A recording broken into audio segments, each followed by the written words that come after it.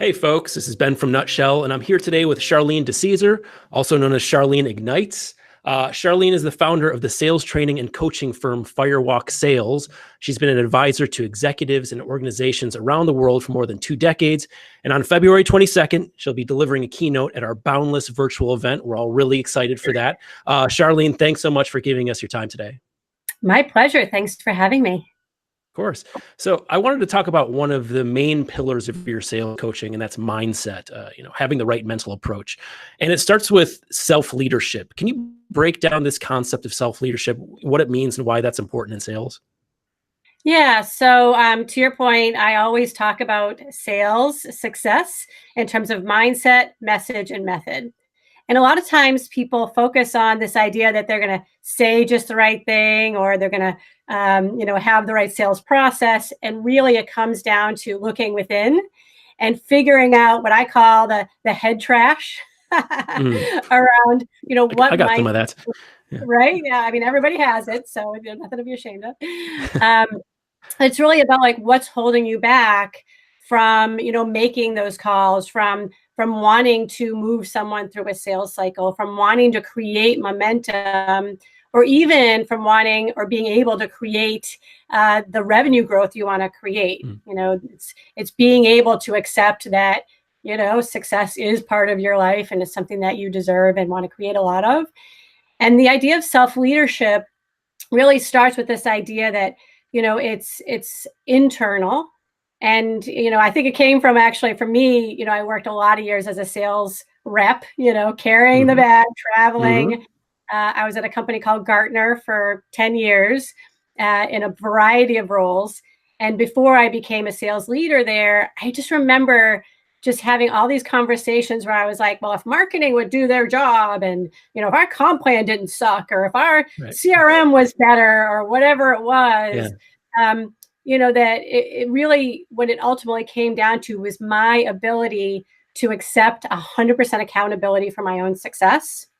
And from a self-leadership perspective, that breaks down to self-awareness, self-confidence, something called self-efficacy, and then the fourth is self-care. And without making this whole thing about self-leadership, that's kind of what, what's involved. And the most important piece of that is the self-awareness. And it's looking within at every opportunity, how am I creating, attracting, promoting this situation? And this is true in life, by the way, not just sales, obviously. And in sales, it's so important because we show up, the way we show up, to pick up that phone and talk to our prospects and clients, and our ability to really start from this empowered, confident place will determine success or failure at the end of the day. Yeah. And then, you mentioned confidence as one of those pillars. We all know how important confidence is to success as a salesperson. One of your favorite sales mantras is increased confidence brings increased capacity, which I've always really liked. So first off, what are some ways that a lack of confidence can come across in a sales interaction? Yeah, it's when I connect mindset to message, one of my favorite things to do is to look at email communications, because it's just, I may have shared with you before, my husband's a poker player. And so in poker, there's, you have tells, like these little things you do that show that you're lying or you're not confident in your hand. And salespeople have tells that most often show up in their emails. So for example, saying something like, sorry to bother you again, right? Or, if you want me to go away, just let me know. Or I've gotten that a lot. Right. Or even just something as simple as, I'm just following up. Like, don't hate the messenger, I'm just doing my job kind of thing. All of those little things, all those little tells say that, you don't really believe in what you're selling, or you don't believe in yourself. Because when you are 100% confident in the value that you're providing, and that person has a problem that you can solve, you act out of this almost like I have to help you. You're not doing me a favor. It's not, I'm not pestering you. I just see that you are struggling with this thing that I can help you with. And that's the reason for my professional persistence. right? Gotcha. And coming at it from a perspective of wanting to help someone else, that's actually the key to overcoming that like confidence conundrum. So how do you train that? I mean, I understand the solution, self-belief, belief in your product. Like how can a salesperson actually build confidence in themselves so they can be more effective? Yeah, I mean, one of the things that helps is to look at where you have been successful and anchor that success. You know, especially for type A personalities that always are seeking improvement, always wanting to money, you know, do the whatever that next goal is. We often don't stop to really think about when we win, why did that happen? You know, what went into that? Right. And just to anchor that success. One of the interesting things that happens in the brain is, you know, sort of biologically, we're programmed for the negative. We're programmed to look for a problem. It's a survival mechanism. So like, where's the saber-toothed tiger? You know, like that's what we're trying to do, right? Yeah. And yet, really, this lasting success, one of the key things you can do to help reprogram your brain and get it focused on positive and confidence and all of those things is to reinforce the positive. And it does take repetition. So one of the things, for example, one of the tools that I love to use is, you know, just something as simple as, you know, goal planning, visualization, affirmations, all that stuff that I think, you know, some people put in like the woo-woo category.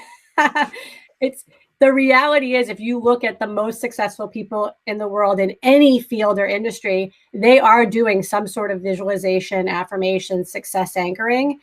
It is the key to reprogramming our old head trash that we've built over our lifetime of either telling ourselves or being told you're not good enough, you need to do better, what's the next thing. It's undoing that old programming, and it takes consistency and repetition. Gotcha. Something else I've heard you say before, I think this is sort of unrelated, but you said, don't be a victim of your own brilliance. What does that mean? And, you know, how does that fit into having the right sales mindset? Yeah. And in a way it is connected because, again, a lot of the people I work with are just so smart. They're, you know, super ambitious. They do have big goals and dreams. And then what happens is, because they don't believe that what they know is enough, they're always seeking more, right? They're always doing too much. They're always saying too much. They're always trying to solve new problems. And so a typical, I guess, entrepreneur conundrum is, I could help so many people with this. And the tell for that is when you say, well, who's a good referral for you? And they say, oh, anyone who wants to be the best version of themselves, or anyone who wants to buy or sell a home. Like that word, anyone who, is often from a person who's a victim of their own brilliance, because they know too much and they can do too much, and focus is actually their friend. And so when you feel like, oh, I could do this and this, and it's almost like entrepreneurial ADHD or, you know, full ADD, just pick something, you know, focus and just keep getting yourself focused on that, and then shift when it makes sense to shift. Oh, that's a great The more focused insight. you are, the better. Wow. Yeah. So if you were hiring a sales rep for your business, what characteristics would you look to ensure that they have the right mindset for the job? You know, we've covered self-leadership, confidence. You know, what else is there that you would want to look for, and how could you identify those traits? Yeah, and the reality is, a lot of my clients are at a stage where they're hiring their first salesperson or building a team. And it's interesting because often, you know, as a younger company, for example, you know, you're not hiring, you know, these proven hired, you know, these sales guys, these rainmakers that are, you know, want to make $500,000 a year. You're hiring that person that doesn't have a lot of experience, or they're coming from another field. And for me, the number one quality that I would look for is curiosity.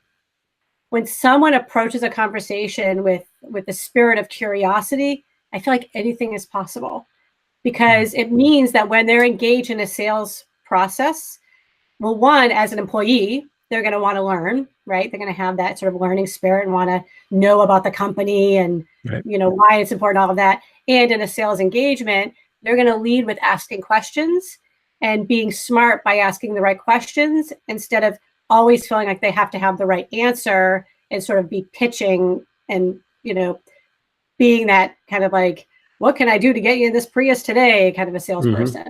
Mm-hmm. That's not, that's not, but that spirit of curiosity and discovery is, to me, gold. And I can do so much with that. Yeah, I think that's dead on. Last question. How did you get the nickname Ignites, or who gave it to you? So when I was still at Gartner, I knew that I wanted to write more and just inspire people and get out there and share my personal story. And, somebody said you should build a personal brand. And I'm like, well, I don't really know what branding is, but I'll work with someone. So I worked with a coach, and it was really just, the process was pretty simple. He said, like, what's 5 things that you want to be known for? Maybe not what you are known for, but like, what are 5 things, if you wanted people to describe you, what would you want those to be? And then we distilled it down to 3 words. And the 3 words were inspire, ignite, and illuminate. Right. So the real story is the right one. When I went to build the brand, Charlene Ignites was the combination of those things that was available as a URL and on every platform of social media. And, just advice that I always give to business builders: find that consistent, name for yourself. And so that's what I did. And it has stuck ever since then. It's been well over 6 years. And so that's why I'm Charlene Ignites. Wow. And you can find me everywhere on social media as Charlene Ignites, because that's how it came up. It is very memorable, and it sounds great. So that's all I have. So thanks so much for sharing your knowledge, Charlene. If people want to learn more about you, where should they go? Well, you just mentioned it. Anything Charlene Ignites related, right? Right. Yeah. I mean, it's, I always love to, I have a spirit of curiosity. I always love to learn about where people are at in their life, whether they're, a business builder or not. And so I'm always open to a conversation. And I do have you can reach me anywhere on social media. I have a website at charleneignites.com, and I try to make it easy for people to find me. So that's the goal. And I do welcome that interaction. Great. Excellent. Once again, you can catch Charlene at Boundless on February 22nd. Follow the registration link in the description to save your seat. And thanks so much for watching.